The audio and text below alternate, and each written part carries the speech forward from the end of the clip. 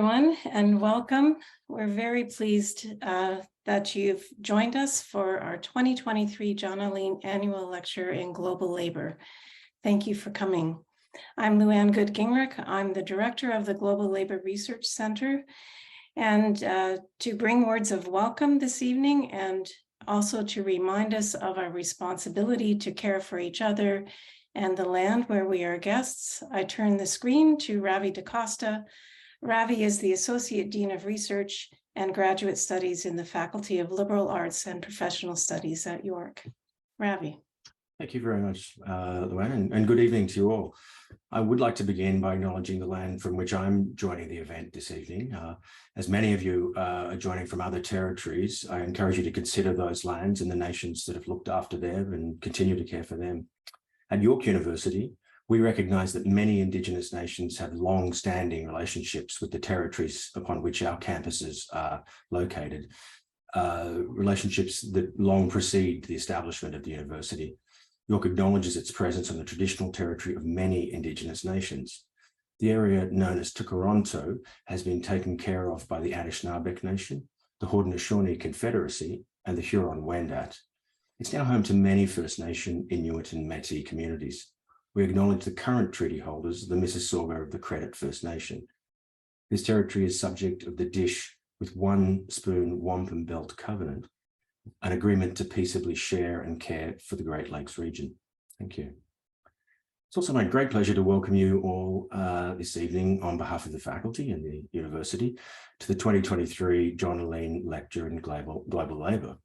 The topic tonight could not be more timely, and we're honoured to have such a distinguished speaker with this evening, Dr. Lara, the Executive Director of the Climate Jobs Institute at Cornell University. Every society, every institution must now take climate action. We need to know much more about what many of those actions should be, what their impacts will be, and for whom. In our case at York, we have to think how climate action will affect our own work, how we teach our students, how we define our priorities, and where we carry out our research, but also how we source the many goods and services that we rely on to do our work, whether we're on campus or working from home, and the impacts of those choices on the individuals and communities that provide them.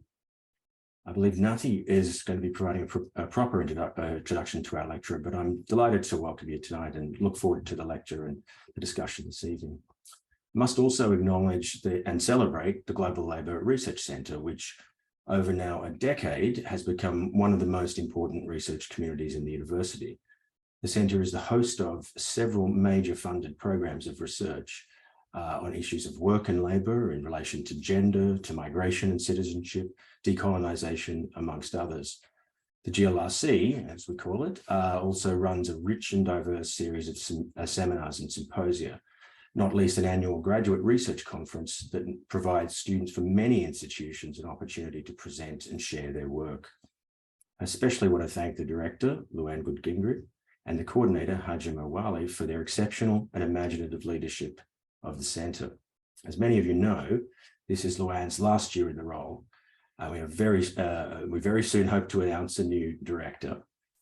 So although you do have a few months left in the job, I'd like to take this opportunity to say how grateful I am to have been able to work with you over the last few years. Not only a wonderful colleague to work with, but your commitment to building collaborations and especially to across disciplines and with other centres, and especially to mentoring and supporting junior colleagues has been inspiring.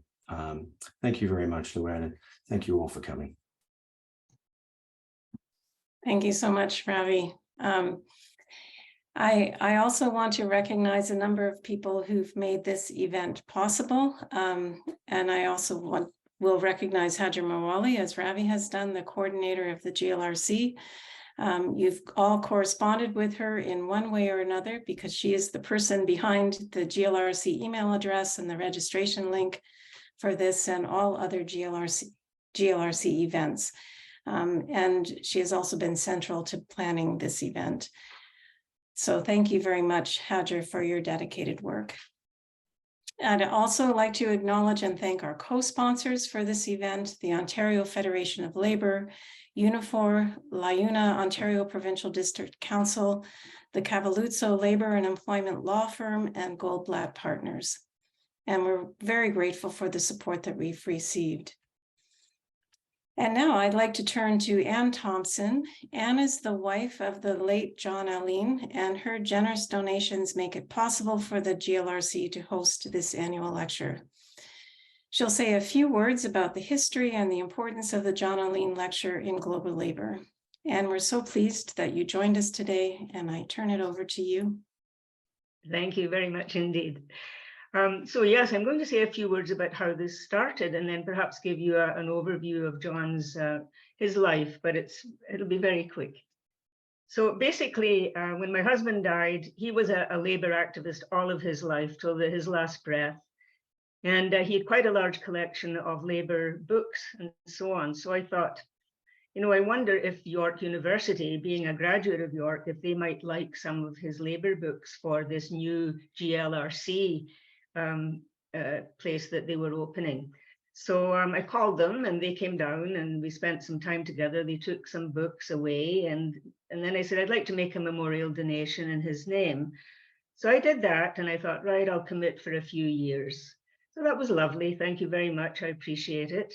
And then a little while later, I got a call and asked, how would I feel if there was a memorial lecture in John's name and to put that donation towards that? And I thought, gosh, what a lovely idea. That is a very gracious and kind and memorable idea.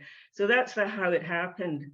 So people make huge donations. My donation is reasonable, but you can't retire on it. But I'm very, very grateful that it's being used in this way to, you know, look to the future for our students and future advocate, well, present and future advocates for labor, good labor relations, green environment, good jobs, equity, and so on. So thank you very much. So I just wanted to give you this overview of John. So he was born in a small village in Poland, which is now in Ukraine. The family came to Canada in 1929, and John was only 7. He got scarlet fever, so they were stuck in Halifax for 6 weeks. And they finally took a train to Glenella, which is a small community in Manitoba. And of course, there was no way of letting the friends there know that they would be arriving. So they arrived in the middle of the night. It was raining. They found a haystack. They spent the first night there in a haystack. They then found an abandoned farmhouse and they lived there until finally they built a 2-room log cabin, which became their first Canadian home. Pioneer life in the Depression, as you can imagine, was very hard and it required both physical and mental stamina. He attended a 1-room school and he quickly learned English. He had always had an inquiring mind and a love of learning, reading, and classical music. It remained with him throughout his long life. John grew up with a desire to improve his knowledge and skills and help to support his parents and 3 siblings. In 1934, at age 12, he had to go to the local council and ask for relief. He was given $3 to buy food for the family, but when his dad returned from working on the grain harvest in Saskatchewan and Alberta, he had to work on the local county roads to repay the $3. He had to go away to work because it was the only way of getting paid employment. John joined the RCF in 1941 and became a leading flight mechanic. One of the requirements, of course, was to service a plane and then go up in that plane. So it was definitely an incentive to do the job right the first time. After that, with a Veterans Affairs grant, he went to the Winnipeg University. His next trip was to Toronto and he got a job with the Unemployment Insurance Office. And when an opening became available at Canadian General Electric, he applied and got the job. So it wasn't long before he became an organizer, joining their staff. And through his political work, he became national chair of the National Federation of Labour Youth and youth leader of the Association of United Canadian Ukrainians, and a member of the Labour Progressive Party till 1956. He was an excellent organizer and assisted many workers to organize and to join the UE. His proudest accomplishment was organizing the CGE plant in London, But perhaps the most memorable was when he tried to organize the peanut vendors at the Canadian National Exhibition. Unfortunately, it was one of John's few defeats when the employer offered free ice cream and some mention of a pay raise at a future date as yet unnamed. 56 to 64, he worked at the Hospital for Sick Children as a research assistant and the Ontario Cancer Institute as a fundraiser. So in 64, the Ontario Federation of Labour recruited him to the position of research director, a position he held for the next 23 years until retirement. In 1984, in the OFL's 25th anniversary publication, John explained the role of the research director. We do not profess to be expert in the areas in which the Federation has to be concerned, but we do have to have a working knowledge of the economy, taxation, energy, pensions, housing, labor relations, employment standards, and so on. And we have to respond when budgets are brought down, write briefs to task forces, royal commissions, select committees, and regulatory board hearings. One of John's first tasks with the OFL was a major study entitled Poverty in Ontario, 1964, which examined urban and rural poverty in our province. Later, he wrote another major study, Plant Shutdown, which examined the impact of plant shutdowns on workers and the entire community. For John, the written word was his primary tool to bring about positive change. As research director, he wrote extensively on many subjects. His belief was that 75% of what he wrote was not aimed at the recipient, but at the labor activists across the province, and in order to give them a greater understanding and comfort level with the subject at hand, and with a belief that it would lead to an enhanced level of political activity across the province. John was one of those who built the OFL into a strong, visible, and consistent advocate for progressive change in Ontario at Queen's Park. Labour activists of his generation were big picture activists who saw the interdependence of issues. They drew on personal experiences, history, literature, philosophy, and politics to devise inclusive and effective strategies to address the issues facing the labour movement in Ontario. The question they would ask one another was, what are you reading? Through his work, John became an early advocate for labour movement involvement in environmental issues in the workplace and the community. He represented labour in a wide variety of forums, including the Conservative Council of Ontario and the board of the Royal Ontario Museum, where he actually organised the security guard so they couldn't do an outsourcing of that service. After retiring in 87, he was appointed research officer for a commission examining pension indexing by the Peterson government. So retirement didn't stop him from thinking and writing about the issues of the day in a variety of venues. He continued his active involvement with the NDP and walked in the Labour Day parade every year until his health deteriorated, and I walked with him. For the last 7 years of his life, John required oxygen support, but it didn't slow him down. He went to Glendon Fitness 3 times a week, pulling an oxygen cylinder behind him, and the students told him he was really an inspiration to them. He was totally committed to labour activism, a fierce advocate for the defender of workers' rights, and a passion that did last his entire life. He died peacefully at home in 2015, a week after his birthday.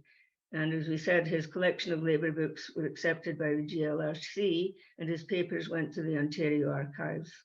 So in closing, the theme of John's life was that you can't be a spectator in the struggle between good and evil. You have to be a participant and use whatever skills you have to help build a better world. Thank you. Thanks so much, Anne. I appreciate you being with us this evening. We've had at the GLRC this year, our focus has been work, labor, and climate action. And at this time, I guess, in the history of our world. Labor activism, it's important for labor activism to also think about climate action. So we're really delighted this evening to have a speaker who will give us some ideas and insight into how this might be possible and how it is happening in various settings. So I'm going to first introduce our chair and moderator for our keynote address and the discussion, who will then introduce our keynote speaker and our respondent for this evening. Nathi Zamisa is a member of the GLRC executive and is also a graduate student in the social and political thought at York University. And Nathi, I turn it over to you. Thank you so much, Luann. And I'll step back and say, like, as a student, I definitely take inspiration from the work that labor activists like John and Eleen do, but also in the work that you're doing, Ed, and you know, commemorating that work and bringing it to these spaces and reminding us of what we can do. And you know, we're talking today about labor and the climate crisis, developing a worker and equity-centered clean energy economy. And I'm very excited to introduce our two speakers. And I just want to preface this by saying, you know, it's hard to do my research without thinking about, you know, non-standard employment, about like unpaid and immaterial labor, and also the impact of technology on social economic systems and relocating environmental degradation to different areas. And so I'm especially honored and very glad to be able to learn from and introduce our keynote speakers for today. Our keynote speaker for today, Dr. Lara Skinner, and our respondent, Dr. Marjorie Griffin Cohen. Dr. Skinner, as Ravi noted, is the executive director of the Cornell Industrial and Labor Relations School's Climate Jobs Institute, and is a nationally recognized expert in labor and environmental impacts of climate change, clean energy policy, and the transition to a low-carbon economy. Under Dr. Skinner's direction, Cornell has designated jobs-led climate programs for 8 U.S. states and helped form coalitions composed of labor unions, elected leaders, environmental organizations, and industry experts in states like Texas, Illinois, New York, and Rhode Island. And our respondent today, Dr. Marjorie Griffin Cohen, is an economist who is a professor emeritus of political science and gender and sexuality and women's studies at Simon Fraser University. She's written extensively in the areas of political economy and public policy, with special emphasis on issues concerning labor, the Canadian economy, women, electricity deregulation, energy, climate change and labor, and international trade agreements. So thank you both for being here. And some quick housekeeping. The question and answer period will follow kind of the keynote speaker and the response. But feel free to add your questions in the chat all throughout. And you can do that just by looking at the bottom right corner of your screen and clicking that Q&A button and typing them in the chat. And we'll address them shortly after. If you have any questions or if you have any technical difficulties, feel free to use the chat function and to contact either myself or Hajar, who's helping organize this event today. So without further ado, I'd like to pass it off to you, Lara. Thank you so much. Well, thank you so much, Nathi, and good evening. And thank you to York University's Global Labor Research Center for inviting me to deliver remarks this year. And thank you to Anne for sharing John's remarkable life and creating the space to honor his legacy. And thanks to all of you for attending this year's lecture. It's really an honor for me to be a part of this annual lecture. As Nathi said, my name is Lara Skinner. I direct the Cornell University's Climate Jobs Institute. We are part of Cornell's School of Industrial and Labor Relations. It's New York State's labor school. It was founded in 1946, and it was founded to improve the lives of working people and transform the world of work. And we have been doing research, policy, training, and education work with trade unions for over 7 decades. For the past 10 years, Cornell has developed significant expertise on the labor and employment impacts of climate change, as Nathi said, and the transition to a net zero economy. And we have become a preeminent resource to unions, to policymakers, environmental organizations, industries, and others on how to design and implement bold climate programs that scale climate efforts. We know we need to do that, that create high quality union jobs and help build a diverse and inclusive clean energy workforce. And 2 months ago, in January 2023, we significantly deepened our commitment to this work by launching this new institute, the Climate Jobs Institute. So we're actually only a couple months old. And we did that because we believe so strongly in this work and how important and needed it is in this political moment. And I would just say, in terms of our mission and our vision for this work, we believe that the transition to a climate-friendly economy has to happen at the pace and scale that science demands. There's no doubt that we have a climate crisis and we must address it. But it cannot be done in a way that undermines the labor movement or high-quality jobs or replicates historic inequities in our economy and society. And that's our mission. We're proud to serve as the educational and academic partner to the Climate Jobs National Resource Center, which is a union-led climate organization, and many state-based climate jobs coalitions that I will tell you more about. So tonight, I want to say a few words about what this work means to me personally, the current moment that I see us in, what I think it's going to take to build the large, equitable, clean energy economy that we need, and how through excellent research, innovative policy, and high-impact training and education programs, our Climate Jobs Institute helps advance a climate jobs agenda in the US. And I look forward to leaving plenty of time for questions and discussion with you all and hearing how our experience in the US compares to what's happening in Canada. So let me start with my personal connection to this work. I grew up in a white working class community in upstate New York. Much of the community and my family worked in the logging industry. When I moved to the West Coast of the US as a first-generation college student, I witnessed the environmental movement's fight to stop the logging of old-growth forest, and I also saw loggers fight back. The loggers argued that this was their livelihood, the only industry in the region, the source of jobs and wealth for their area. And when the logging was stopped, I saw the impact it had on these communities. I felt for the loggers because logging and a few jobs with other unions in the US had sustained my family, sent me to college, and despite all the broken bones and scars, my family of loggers loved the woods and being in the environment. On the other side, I also recognized the value of what the environmental movement was trying to do, save one of the last remaining most ecologically important habitats in the world. And this conflict, this division struck home for me. And we've all seen this dynamic play out time and time again around the world. It's coal miners' jobs or clean air. It's pipe fitters' jobs or renewable energy. It's running a nuclear plant or public safety. And for us, we also know that good jobs are hard to come by in the US, especially if you're a woman, a person of color, an immigrant, have a disability, or are involved in the justice system.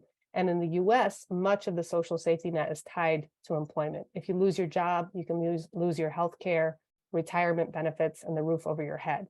And so that's why making this transition to a low carbon, climate friendly economy is extremely difficult for many workers, union members, and communities. And we talk about having a just transition, but the reality is that transition support programs in the US have never really worked. Equally important, there is no just transition if there aren't good jobs to transition to. Too many of the new jobs in the clean energy economy, often performed by immigrants and people of color, especially in the residential sector, are not high road, high quality union careers that will sustain families and communities. The unionization rate in the fossil fuel industry in the US is over 20%.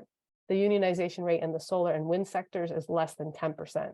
We're currently conducting a study of the solar workforce in the US, and our preliminary results indicate that the majority of residential solar installers in the US are paid they're paid piece rate. They're paid by the number of panels that they install a day, which is illegal, it's unsafe, and it ends up being a very low quality job, low paying job.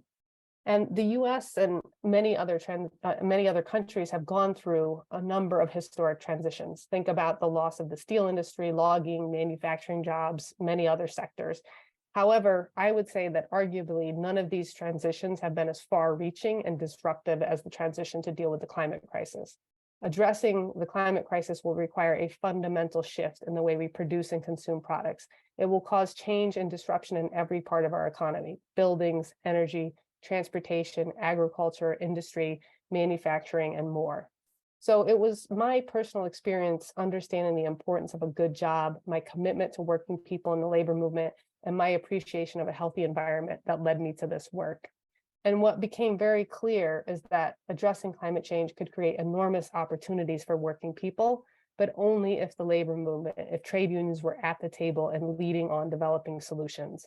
And now I'm 10 years into this work, and we've been able to build a top-notch team and a groundbreaking program at Cornell that's dedicated to finding solutions to climate change that are rooted in science, good union jobs, confronting all forms of inequality, and building a strong, fair economy.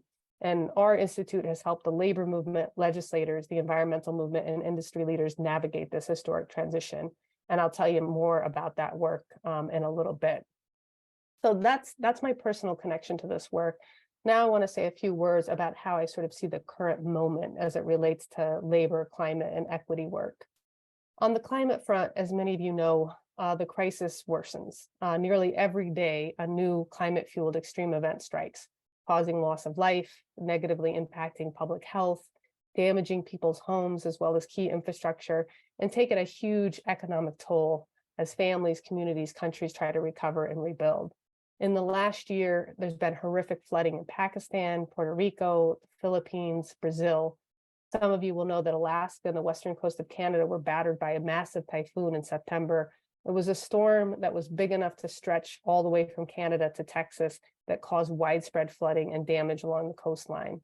Just in the last few days, the state of California in the US received over 10 feet of snow, while other parts of North America and Europe have had historically warm temperatures and very little snow.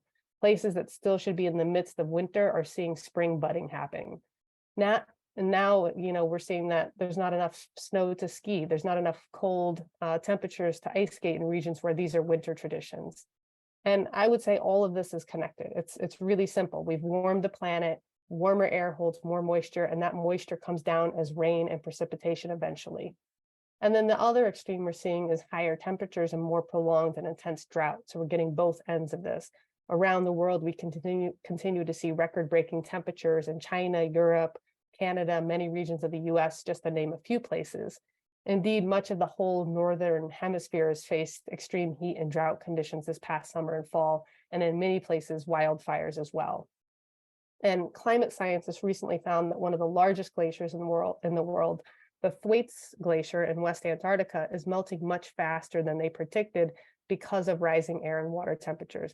The melting of that glacier alone could cause a sea level increase of 10 feet, significantly affecting our coastal areas where most people live and where much of our critical energy, transportation, and building infrastructure is located. And in just the last few years, the climate situation has worsened dramatically. It's almost constantly foreshadowing what will happen if we don't take dramatic action to address this crisis and transition to a zero carbon economy. And scientists have been clear that this decade, right now, from now until 2030, is the most important decade to avoiding the worst impacts of climate change. Fortunately, in response to our worsening climate crisis, here in the US, we have seen groundbreaking climate legislation passed at both the state and the federal level. Many US states are making bold commitments to meet science-based emission reduction goals, have 100% renewable energy targets, are building electric vehicle charging infrastructure, decarbonizing buildings, and much more. In a number of cases, like Illinois' Climate and Equitable Jobs Act, a state that we've been working in intensively, Rhode Island just passed the bill called Act on Climate.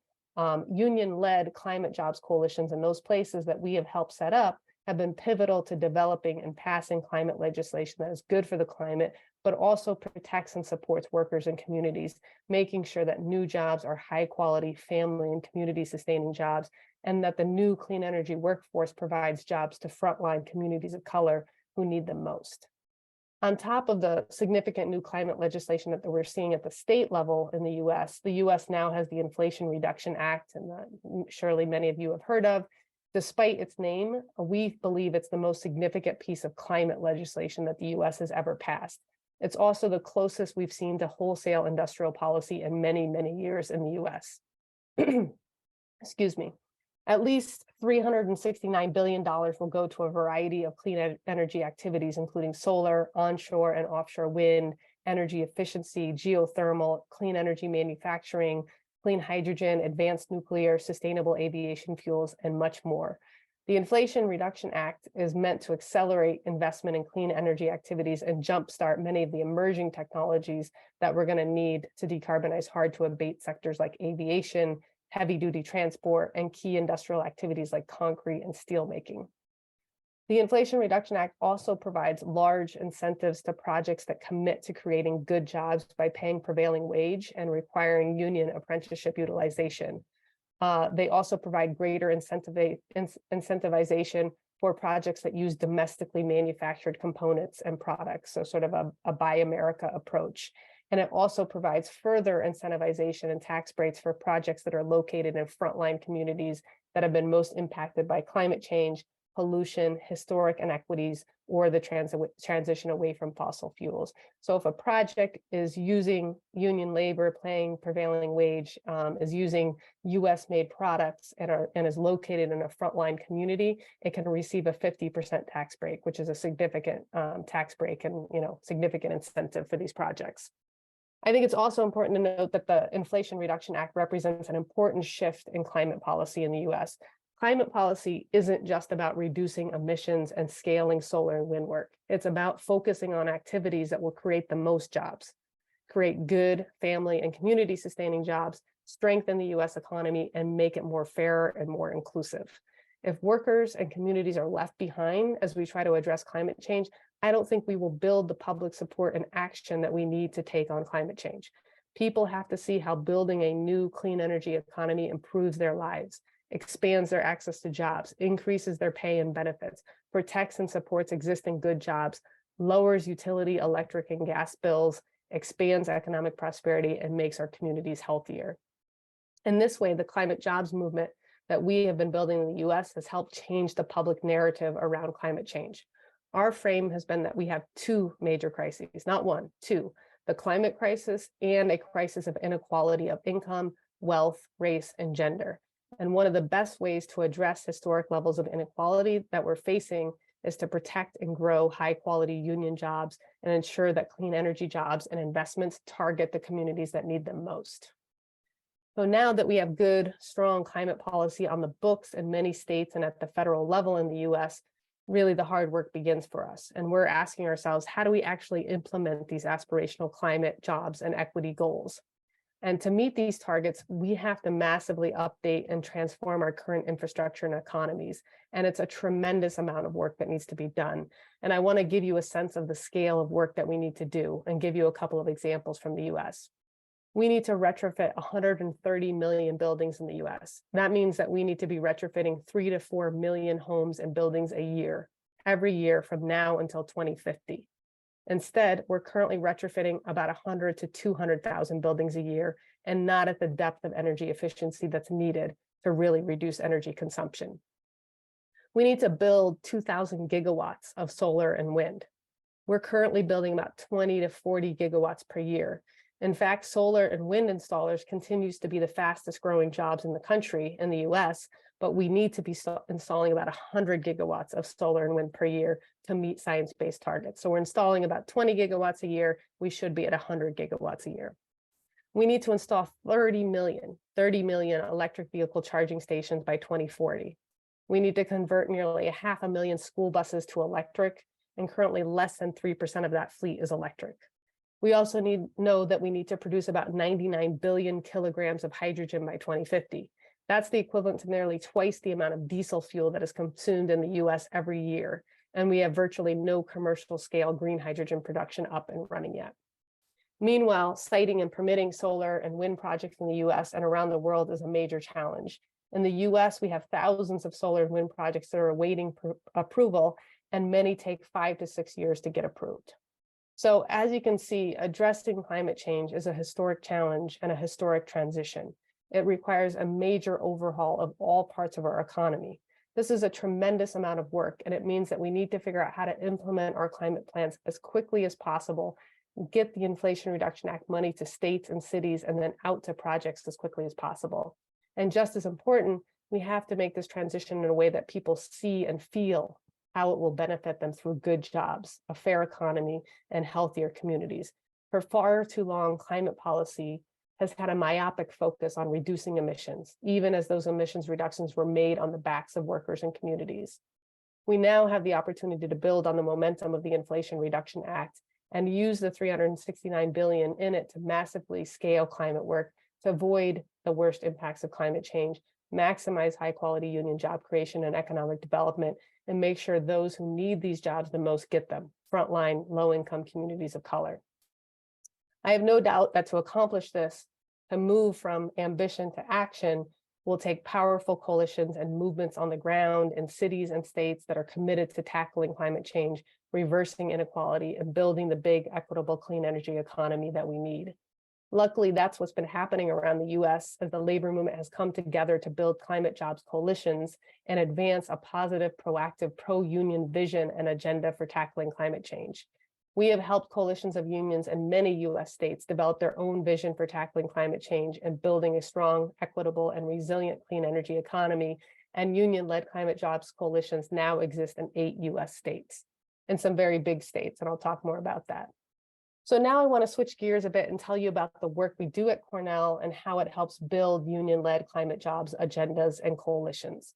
Cornell started this work 10 years ago. We started it after, you may remember, there was a big storm, Superstorm Sandy, or Hurricane Sandy it was called, and it hit the New York region.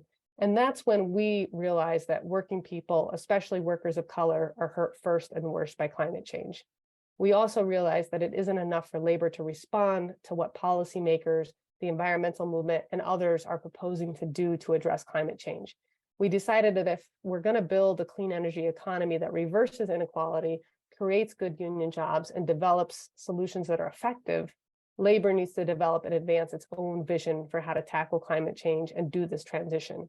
And fortunately, visionary labor leaders in New York from the building and construction trades, the energy sector, public and service sector unions, and others saw the value in developing a pro-union climate agenda and coalition, and worked with Cornell, our institution, for over 3 years to build the first climate jobs program in the country for New York State. And then based on our work in New York, we've developed a model for building worker and equity-centered climate jobs plans that we've been able to adapt to a number of other US states. And this is not Cornell off in an ivory tower creating climate plans for a state. From the very beginning, it's our team on the ground, learning from union members and other allies who are in the midst of this transition, hearing what's working, what's not. We develop a complete climate, energy, labor, and employment profile of a city or state and conduct our own research and analysis to identify what it's going to take to tackle climate change in a particular place and what challenges and opportunities the transition will present on the jobs and economic front. We typically conduct between 50 and 70 interviews per state and convene our coalition partners every 6 to 8 weeks to go over our research and recommendations and get their feedback and input.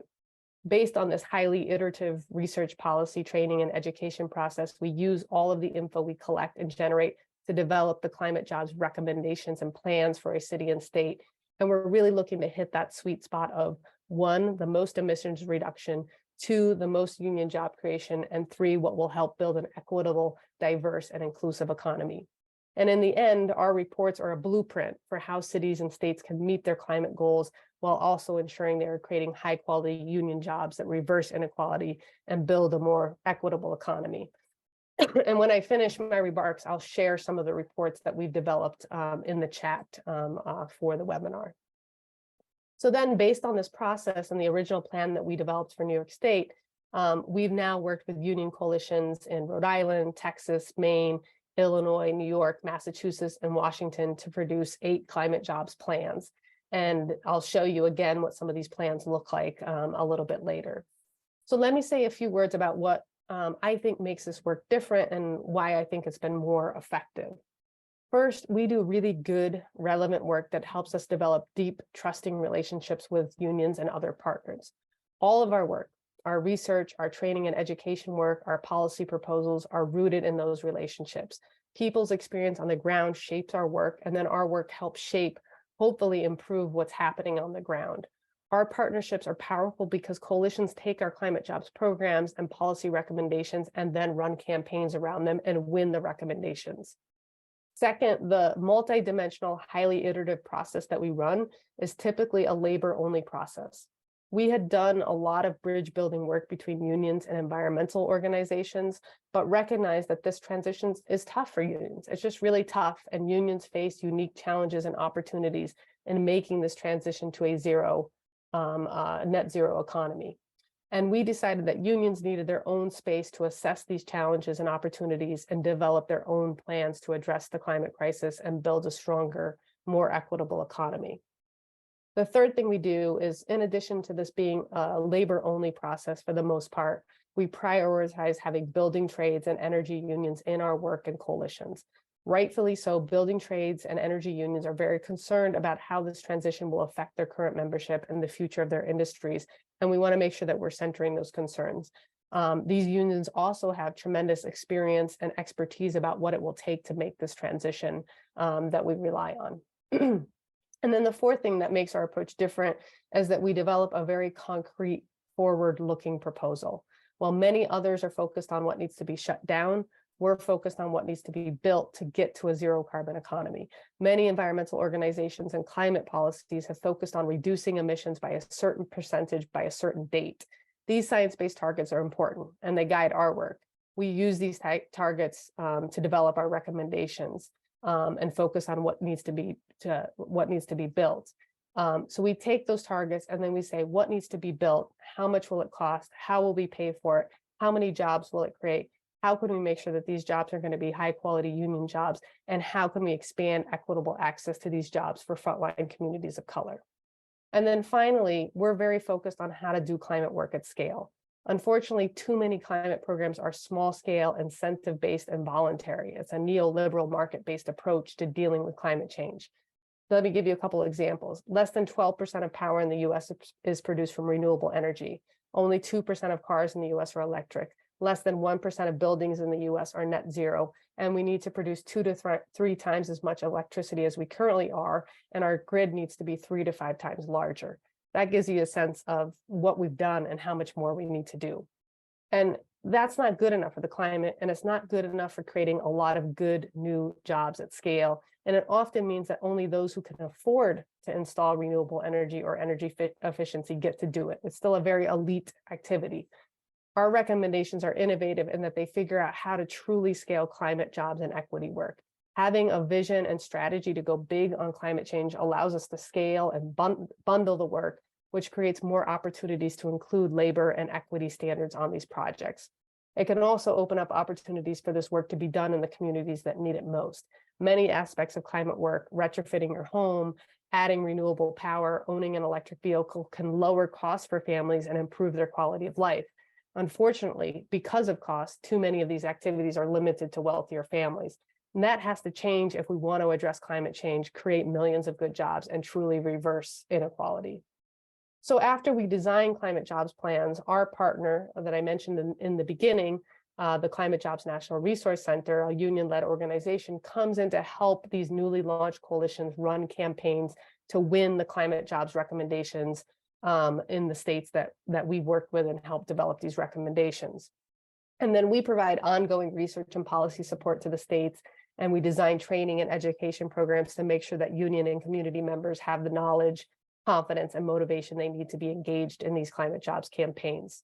So I want to give you one example of the type of recommendation we develop and how they're used. So our original climate jobs plan for New York State included a recommendation that New York State secure half of its power from offshore wind. We recommended that the state build 8 gigawatts of offshore wind with strong labor standards like a project labor agreement requirement, prevailing wage, and labor peace agreements. After we developed this recommendation and the complete climate jobs plan for New York State, the unions that were engaged in the process formed their own coalition, Climate Jobs New York it's called, and they ran their first campaign around offshore wind. The organization, the union-led organization, Climate Jobs New York, was advocating for a greater build out of offshore wind than any environmental organization in the state, and had a very clear vision for how to build an entire offshore wind industry and ensure it created high quality family and community sustaining union jobs. Climate Jobs New York ran and won that campaign. New York committed to building 9 gigawatts of offshore wind with a project labor agreement included on all of the work. It was the first state in the country to do this, and it means that $50 billion worth of work will now be built by union labor. Climate Jobs New York has gone farther since then and now has a Build New York, Buy America, and prevailing wage requirements on solar and wind projects larger than 1 megawatt. And many states have followed suit since New York won this first campaign.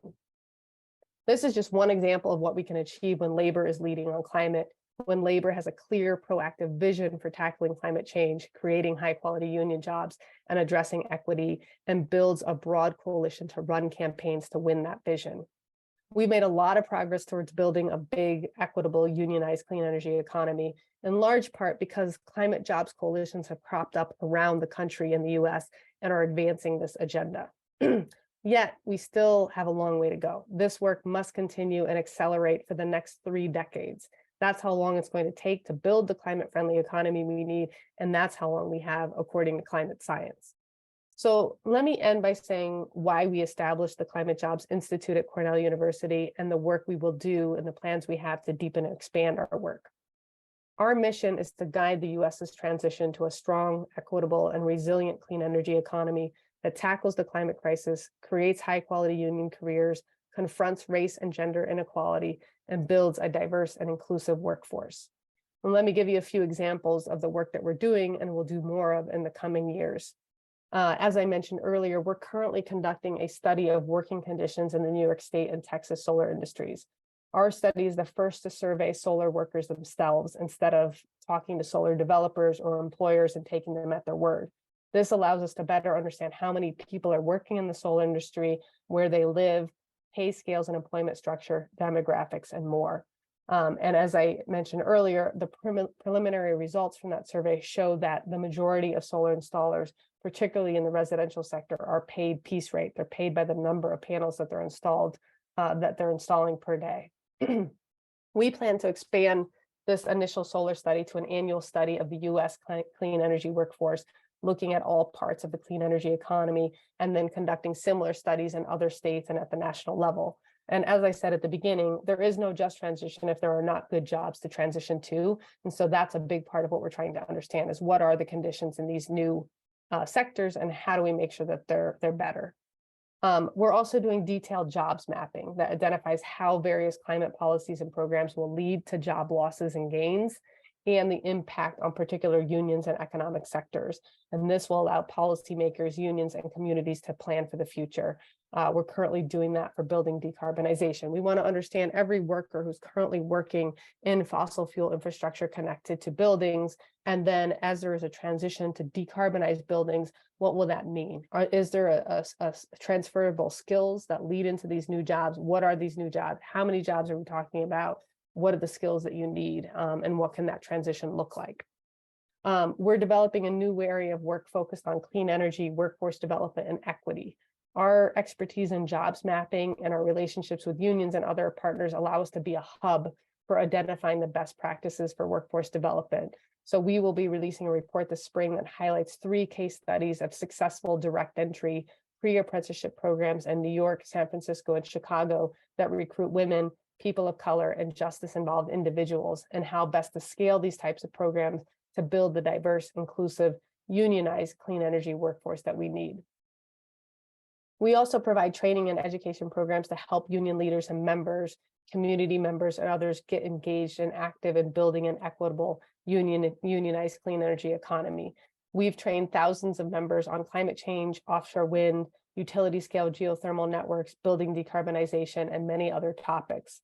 Over the next year, we will unveil a new online certificate for unions, policymakers, industry, and the environmental movement on building a robust, equitable, and inclusive clean energy economy.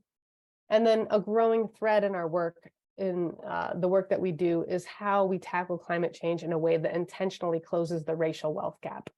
Climate investments need to build stronger, more equitable local economies that include union careers, expanded access to home ownership, health and retirement benefits, and savings. It means making sure that frontline, historically underserved communities have access to these careers and industries, and that we expand and scale direct entry pre-apprenticeship programs. It also means that we improve the working conditions for workers who currently labor in the clean energy economy. Given that the majority of clean energy work is currently low-wage residential solar and energy efficiency work in the US, that's performed mainly by immigrants and workers of color, by raising standards in this industry, we will directly help to address the racial wealth gap. Over the past few years, we have organized educational delegations of trade unionists to Europe to see how other countries are handling this transition. Most recently, I went to the UK to learn about their experience with offshore wind. Unfortunately, it was a cautionary tale.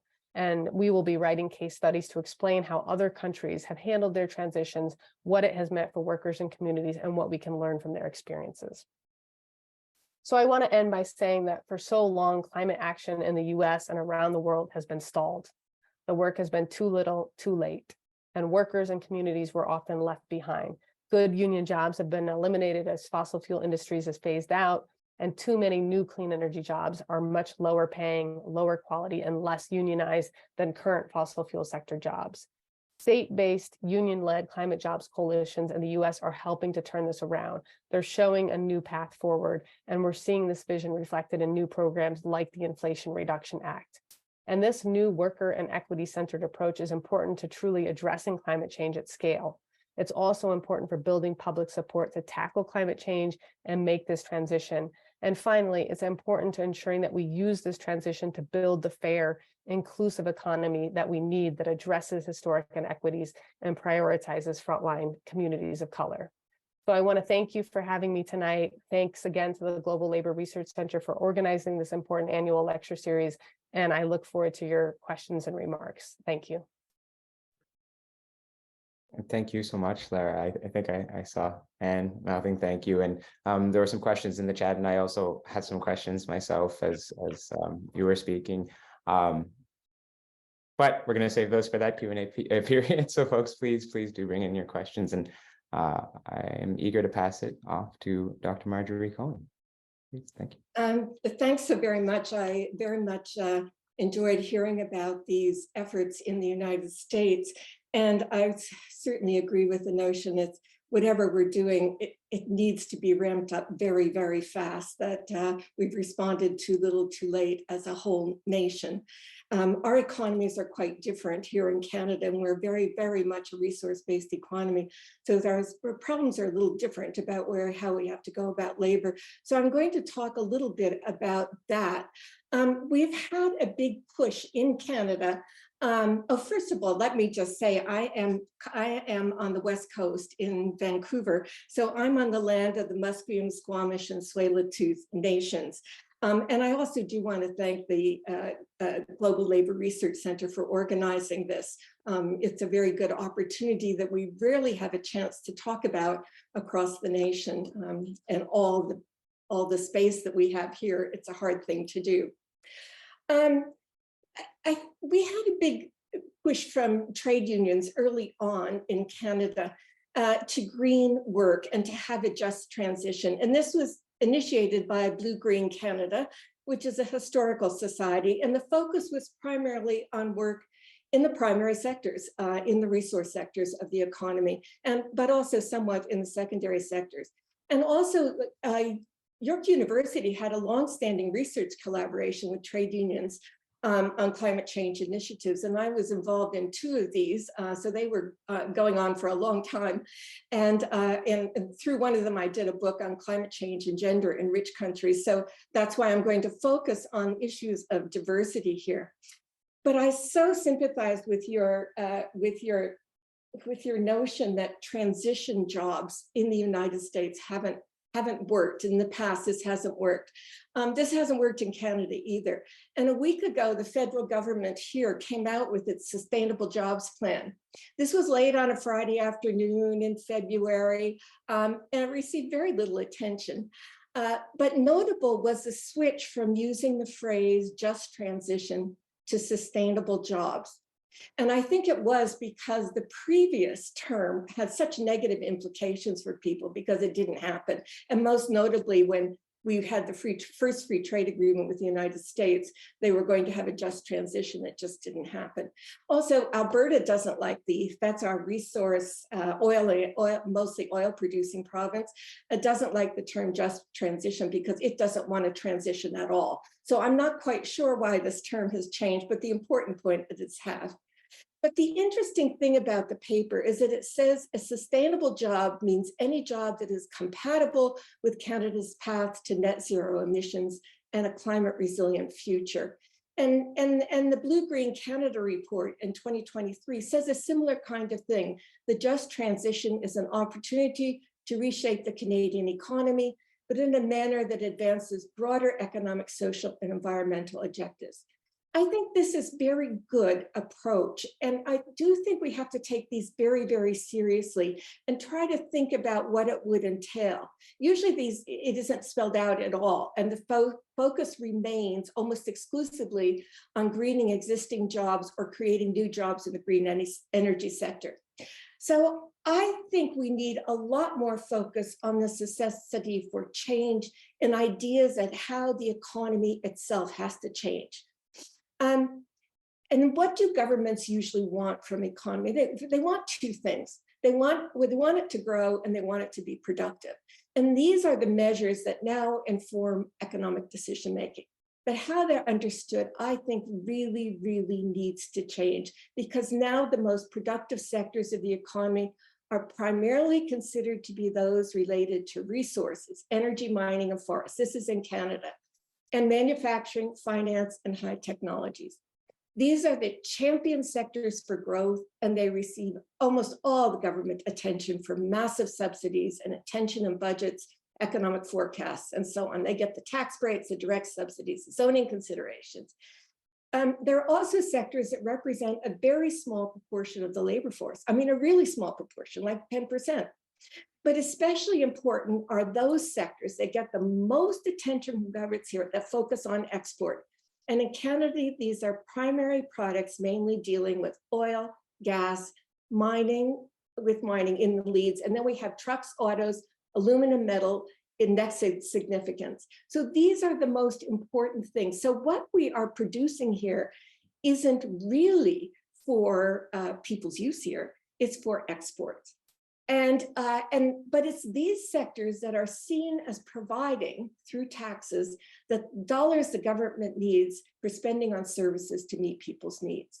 So export-led growth is consistently assumed by policymakers to be the most productive and logical area for government growth. So I'm bringing this up because these are the kind of conditioning frameworks for our entire economy. What happens? How do we reduce production in these areas and get people into other kinds of jobs that are good paying jobs, that are union jobs, that are available to not just a certain proportion and a small proportion of the economy? So I think what we do need is what are these larger macroeconomic issues that need to be a discussion, and a larger part of the discussion of a sustainable transition of the entire economy. And I think what is absent in this is meeting people's needs. And these are, by and large, we've seen this right after the pandemic, and in Canada, we saw how this lack of attention to meeting people's needs had dire, dire consequences. Care needs are actually met through a bigger proportion of the economy in terms of contribution to GDP and employment than oil and gas sector, for example, or than the finance sector.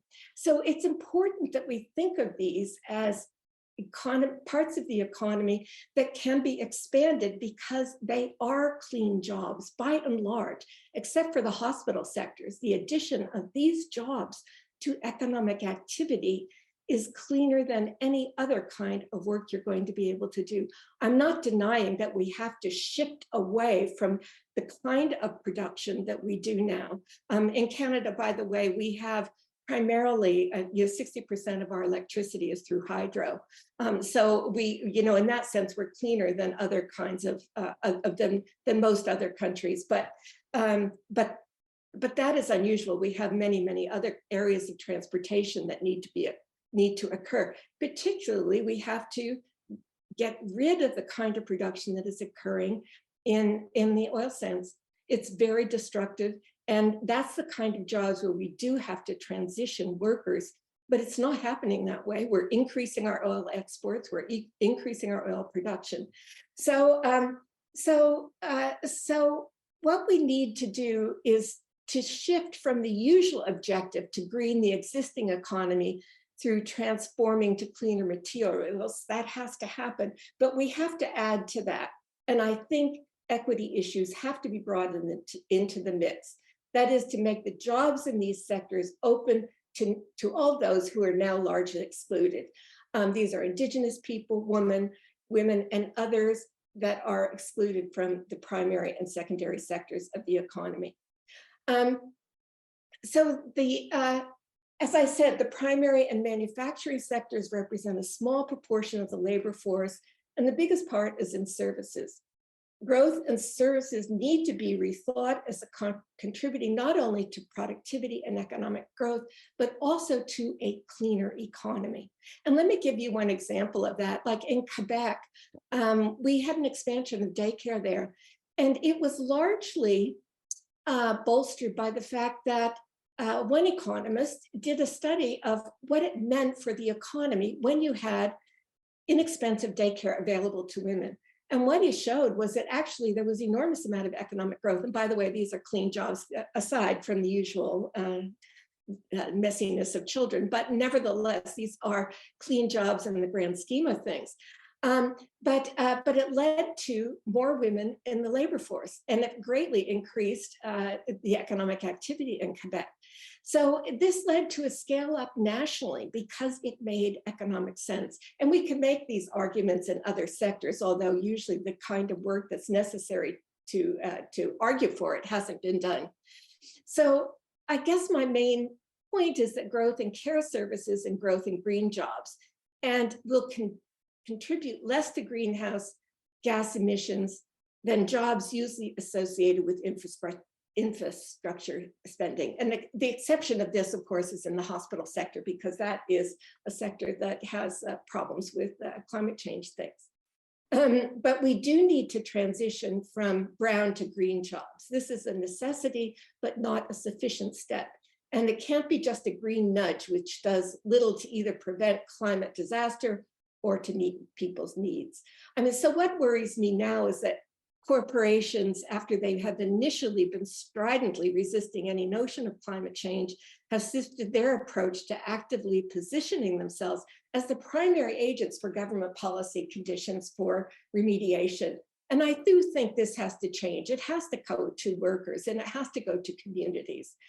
Mainly, we need to expand the areas of the economy that are already relatively low contributors to climate change problems, but will also shift the focus to meeting people's real care needs. And this requires an enormous amount of work. So I'm adding this on top of the kind of things that Lara has been talking about with regard to changing from the brown to the green industries, but how we need to reshape our economy for this.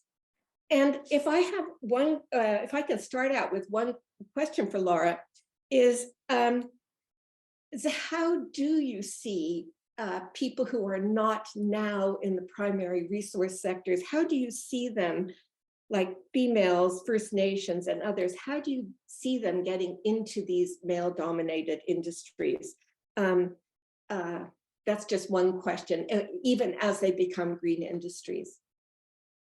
Yeah, thank you, Marjorie, so much for those wonderful comments, really spot on. I would say a couple of things. One, in the US, unions have an amazing training infrastructure. It's the largest training infrastructure after the US military. And in parts of the country, and this was part of the report that I said that we would be releasing in the spring on best practices for building a diverse and inclusive clean energy workforce, we're going to be profiling some of the direct entry pre-apprenticeship programs that exist and sit alongside of union apprenticeship programs. And so these are programs where these pre-apprenticeship programs work with community members. They work with environmental justice and climate justice organizations, other community organizations, and they're set up specifically to recruit members from certain populations. So there's one program that's specifically set up to recruit justice-involved individuals. There's one program set up specifically to recruit women. There's one program set up particularly to recruit communities of color. And then you set targets, right, for how many people from these communities need to be brought into each incoming apprenticeship class, right? So there's got to be 20% people of color, there's got to be 20% women, whatever the targets are, but there's got to be mandated targets for diversifying those cohorts. And we've seen in the New York program, the Chicago program, and the San Francisco programs that exist, there's been a pretty radical transformation in the diversity of women and people of color that exist in union apprenticeship programs, and then the unions in those places in the building trades and energy sector. So, I think in the US, we tend to see that there's a lot of money out there to go to workforce development programs, and many of them often go to kind of community college programs, I would say lower quality programs that don't pay people while they're training. They don't provide the sort of wraparound services that they need to be successful, like transportation support, like childcare support, and they're not actually linked to having a career in the industry. You're just trained to be a solar installer, you're trained to be a heat pump installer, but there's not actually a connection to a job at the end of that training program. And that's what's so important about the union training infrastructure. And that's what's so important about some of the labor agreements that have been signed on renewable energy and clean energy work in the United States. For us, the kind of gold standard for doing that is having a project labor agreement, because once you have that project labor agreement, you basically have a project management tool that says, here's the project, here's the amount of work, here's how long it's going to take, this is how many workers we're going to need. And like we can expand that pathway from frontline communities of color into this union training infrastructure that is highly successful, right? And the number of people that complete the program and then go on to have careers. And so right now, these sort of what we call direct entry pre-apprenticeship programs, people who go through these pre-apprenticeship programs have direct entry into a union apprenticeship program. They don't have to apply. That's the strength of the model. And, right now, these programs are great, but they're really small scale. Meanwhile, there's all this money going to other non-union training programs, lower quality programs. And so a lot of our focus is on how do we scale these types of programs that are really successful and are providing people with the support that they need to get into these careers. So that's one thing. And then I think, your sort of question and remarks around, how do we define sort of a climate jobs, and what is the kind of work that we need to be doing to support our communities and have a higher quality of life, I think is a really great one. We were just working with a coalition in Massachusetts, and they have a union there that represents a lot of home healthcare aides, workers in the healthcare industry. And they're like, this is a low carbon activity, we actually need to have a lot more workers in this industry. And I think, as you all know, of course, one of the things that we really struggle with is in many parts of the healthcare and service sector parts of the US economy, which are often the fastest growing parts of the economy, the majority of new jobs that are being created are low wage, low quality jobs. And so the idea of okay, let's transition from, jobs in the fossil fuel industry and grow kind of, these new sectors. I think it's kind of hard to see what's the pathway that we're talking about here. But I think, again, it really comes back to, are there sufficient workers' rights and collective representation agreements in these industries, that actually make these good jobs and quality careers that people want to go into.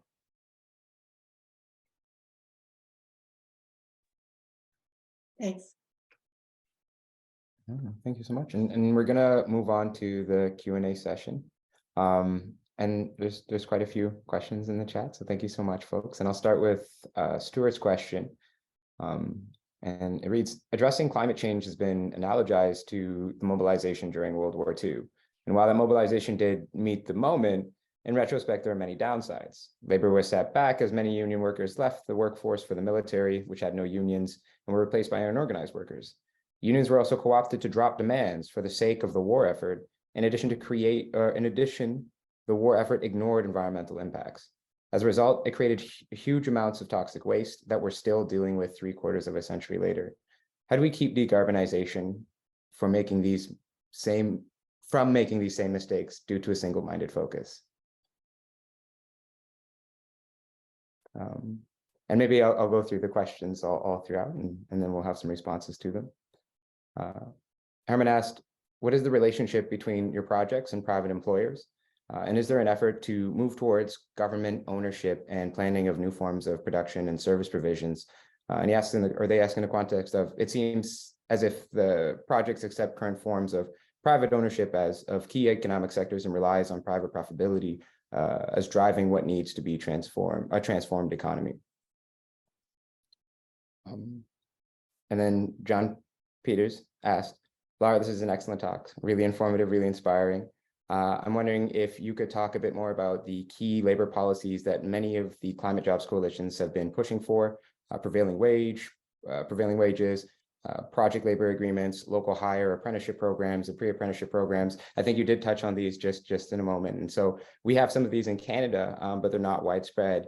And how are these intended to win union jobs, good jobs, extend training to communities, and help frontline communities impacted by climate change? And I think that's the same question that I have here is, how do you ensure that these communities from priority groups are able to access these jobs, and specifically those who are also impacted from climate change?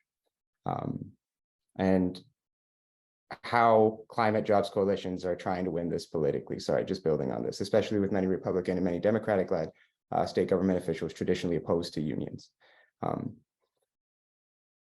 There are two more questions here, and I'm just going to read them out. And I hope you're able to see this, and it's not too much.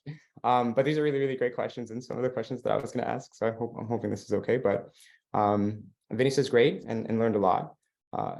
In terms of scaling up the work and thinking internationally, what would you say is the most important component to your work, and what should we look at doing first internationally? Obviously, every context is different, but the model seems scalable. Is it the Institute? Are you working internationally? And as an FYI, Vinny is a third-year PhD working on how to bring climate jobs New York approach to Scotland and Canada, and speaking with the Scottish Trade Union Congress tomorrow. They'd like to know, what should their first priority be? Because many unions run campaigns that do not result in the successes that you've had. And I think we'll conclude with Laura, who asks from New York, San Francisco, Chicago, how they're good and obvious places to start. But what are the prospects in the Deep South and Midwest and right to work states where unions are largely absent? I think that those are really, really excellent questions. And so I'd like to pass it back to you, Lara, in responding. Yeah, those are great questions. And, I'll jump in on some of them, but Marjorie, feel free to jump in on these too, and maybe we can kind of take them one at a time. Such great questions. On Stuart's question, I think it's a great question, and one that we think about a lot right now with the Inflation Reduction Act. It's such a huge amount of money flooding into new clean energy projects. A lot of it is like incentive-based stuff, though, that will go to individuals, all right? And so consumers will take advantage of these opportunities to retrofit their homes, to install heat pumps, to electrify their homes, to install electric vehicle charging stations, buy electric vehicles, that type of thing. And so a lot of the work will happen in the residential sector, and that's where we have, very, very low union density in the US. And so we worry like there's going to be this proliferation of work. And although there's going to be a lot of projects that, will keep current union members busy, right? We're going to have a lot of large scale solar and wind projects. There's new manufacturing facilities going in, ultimately the majority of work has to happen in the residential sector. And so, this could be a proliferation of work in the residential sector that's virtually all non-union. And then what happens when the other projects sort of, dry up? So, we're quite concerned about that. And that's why I mentioned, we really want the development of the clean energy economy to be a way to, hopefully rebuild union density within the residential sector. And so that's why we have such a focus on how do you bundle the work in that sector. So rather than thinking about this house by house, how do we think about it block by block or community by community, which is important for economies of scale, right? You can purchase, products in bulk, the windows, new doors, insulation, everything that's needed, the heat pumps, right? And bring down the cost and start in the neighborhoods that need it the most. So start in low-income neighborhoods that are most energy burdened, that are paying the most on their utility bills, and say, look, we're going to do this whole, area, and, sign an agreement to have this work done, and union contractors can bid in on it. I know it's a kind of different structure in Canada, but probably, some parts of this kind of concept apply. So definitely, worried about that. And the question around sort of, the potential environmental impacts, it's a great one, and it's really tough, and, one that we grapple with, with almost every single different technology that we're looking at.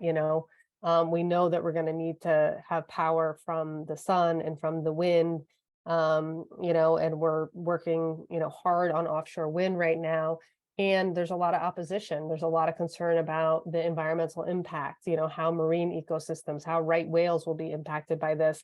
And I think, a lot of folks are trying to get these studies done as quickly as possible to understand the impacts and how to navigate this stuff and, hopefully find a good path forward. But obviously the stuff around the materials that are used for solar panels, batteries, all of that, a lot of concern. And, there's kind of, a lot of conversation around how do you consider the kind of full life cycle of these things and have a more circular economy as we approach this stuff. I think, for us, a lot of it is about how do we build political power and movement power to realize the vision that we really need, which does require some very fundamental changes to our economy and our political and economic structure. And so finding the balance between trying to move forward, hopefully rebuild our labor movement with this opportunity, build a lot more political movement power, and then be able to make some of the more drastic, radical changes that we need to make. Thank you for that response, Lara. And Marjorie, did you want to speak to this question or another?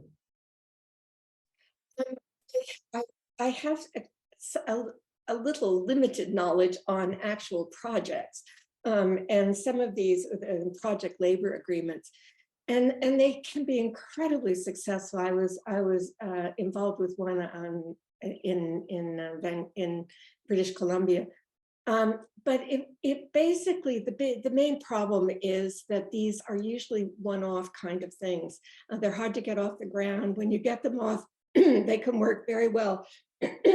And people get hired, but I understand the people who were, it was a training and hiring at the same time. They had a hard time maintaining, particularly the women. It was in a male-dominated area. They had a hard time with employment afterward. And there have been, just such a long slog for women in these male-dominated industries. And I don't see huge successes in the US either. Maybe there are in these new programs that you're involved with regard to climate change. But in the past, even when they've been tried and championed, they usually are one-off kinds of things, unfortunately.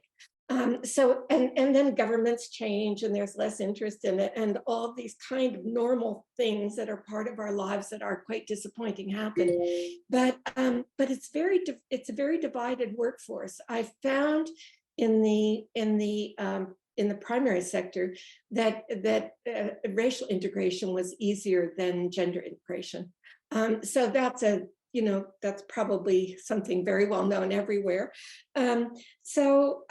And the other thing was, whenever we've had, I was on the BC Hydro Board and BC Power Exchange Board for a bit, and we would have things to encourage people to, this was a while ago, but they would really spend a lot of money to encourage households to become energy efficient and so on.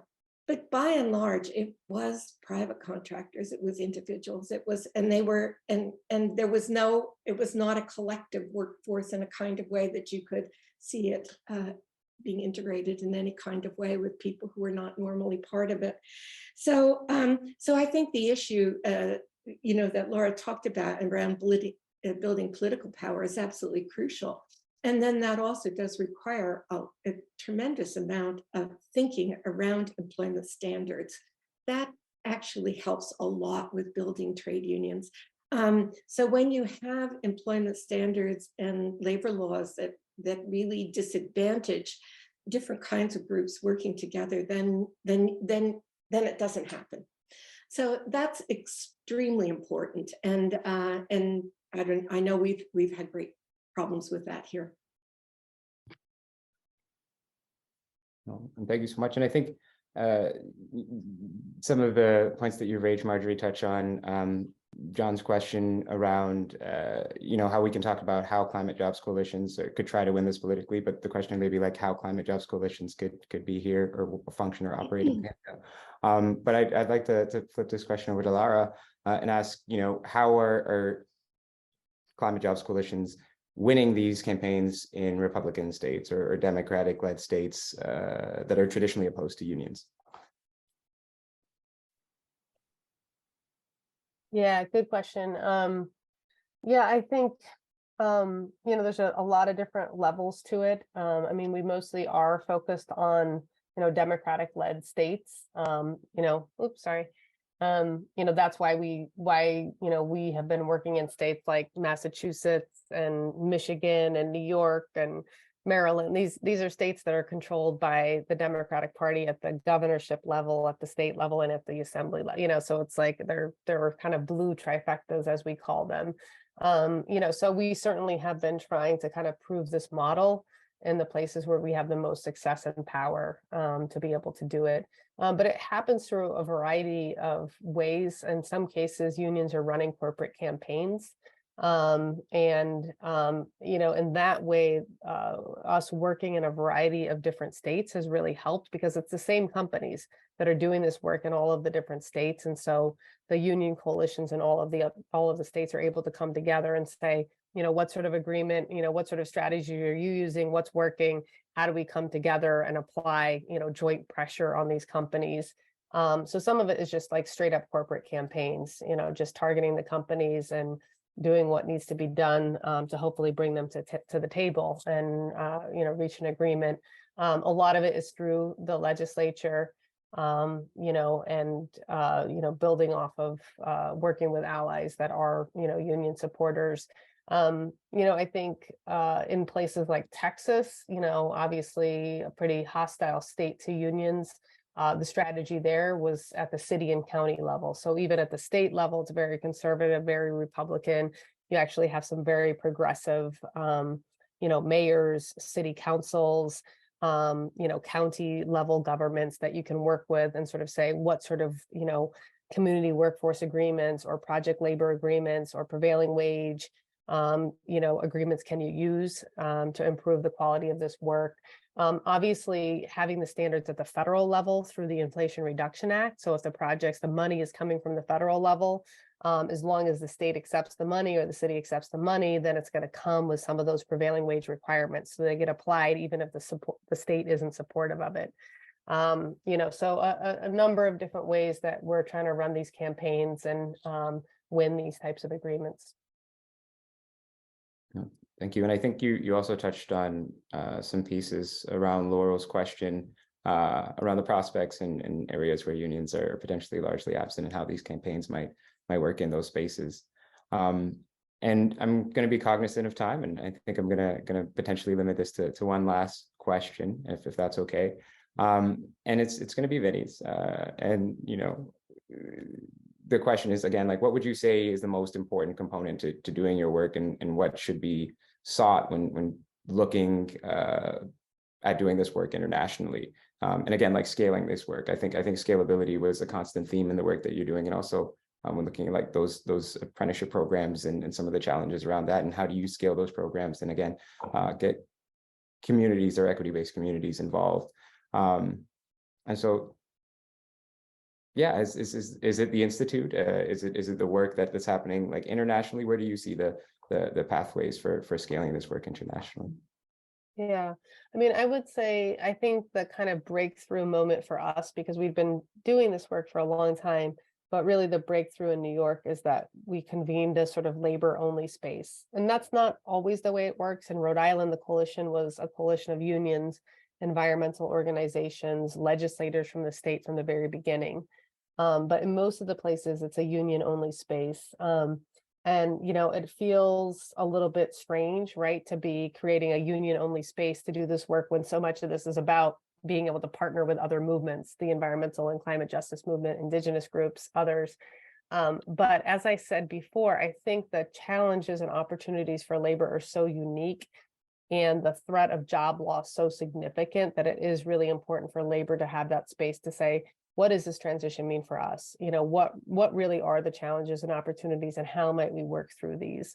And I think, I should be clear that when we work in a state, we have very good relationships with environmental and climate justice groups, and are constantly consulting them through the process to understand what their priorities are, what their main concerns are, and that really sort of feeds the type of recommendations that we're developing.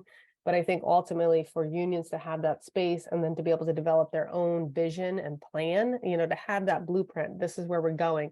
This is kind of a path forward in this economy. We can sort of see hope. We can see where there's the possibility of, good union jobs being created, and then having their own organization and resources and capacity to run campaigns really makes the difference. And I've seen in almost all of the places that we work, these coalitions of unions then are able to be really sort of productive, effective, meaningful partners to the environmental and climate justice movement. But I think that's what I would say, I think, presented the greatest shift and breakthrough for us. Thank you. And I'm gonna squeeze in one more question, if this is okay, because I think this is a great question for folks that are doing some organizing work as well. And it is Meg Luxton's question, and that is like, what are the sources of funding available to your research center, and how secure is it? Because one of the problems that folks like Meg are facing in Canada is decreasing state funding for non-business or nonprofit making oriented projects. Yeah, that's been a great challenge for us as well. Our school, the School of Industrial and Labor Relations, it's a state school, so we've received funding from the state, since our inception. But those amounts have decreased, especially, through the neoliberal period starting in the 80s. We have kind of doubled back on a plan to secure funds from the state in the last several years. And we don't do it school-wide. We sort of say these are these initiatives and projects that we're trying to get funding for, and have had some success. I wouldn't say, huge amounts of money success, but some success of being able to funnel money into the work. And it kind of helps keep us going. And then we have a lot of private foundations in the US. Many of them are focused on climate and energy issues. And it sort of changes, for a few years, they're very interested in how the labor movement relates to this issue and feel that it's very important to have unions engaged in these discussions. And then, at other times feel like it's less important. Of course, many of these foundations, may have like anti-union sort of backgrounds. And so, you have to find the right foundations, but definitely private foundations who are interested in having a more sort of working class approach to climate change have helped fund some of the work too. And then the unions themselves, I should say that, every coalition, every climate jobs coalition that I mentioned, the unions that are involved all put in money to help set up the organizations and to staff it. Thank you. And I wanted to open it up to Lara and to Marjorie. Thank you so much for the responses to the questions, and thank you folks for the questions. I think they're really insightful, and they stood out above mine, so to speak. But I did want to open up to Lara and Marjorie to see if there are any final comments before we move to closing remarks.